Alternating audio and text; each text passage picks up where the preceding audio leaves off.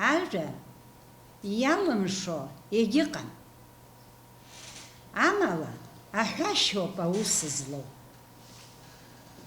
Ҩ-ҳәынҭқаррак еибашьуан.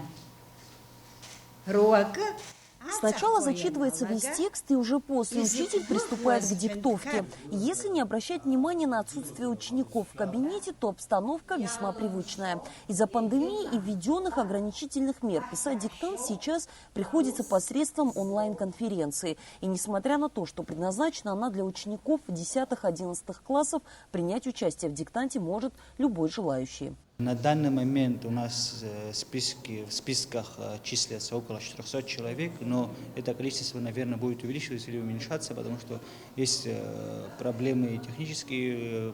Например, в Тимчевском районе, к сожалению, должны отключить свет, но мы надеемся, и они, по крайней мере, пообещали, что все возможное сделают, чтобы в этом районе тоже состоялся этот диктант. Такой онлайн-диктант по абхазскому языку в республике проходит впервые. И, как отмечает один из членов комиссии, подобные мероприятия во время закрытия школ, безусловно, помогут улучшить знание родного языка.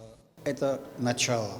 Я думаю, что она и поможет, и объединить весь народ, потому что у нас должна быть одна идея жить в одном государстве и уважать друг друга. Единственное, конечно, что бы хотелось бы дальше, чтобы она проводилась не только среди абхазских школ, а среди населения Абхазии.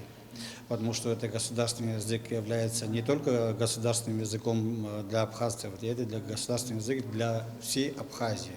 И все население, я думаю, что в ближайшее время, 2-3 года, мы сделаем все для того, чтобы кто хочет писать диктант, чтобы он имел право писать и быть вместе с нами. Что касается условий диктанта, то они весьма просты. На проверку своей работы ученики должны будут отправить практически сразу после завершения онлайн-мероприятия. После того, как они закончат работы, у них будет время у всех 5 минут.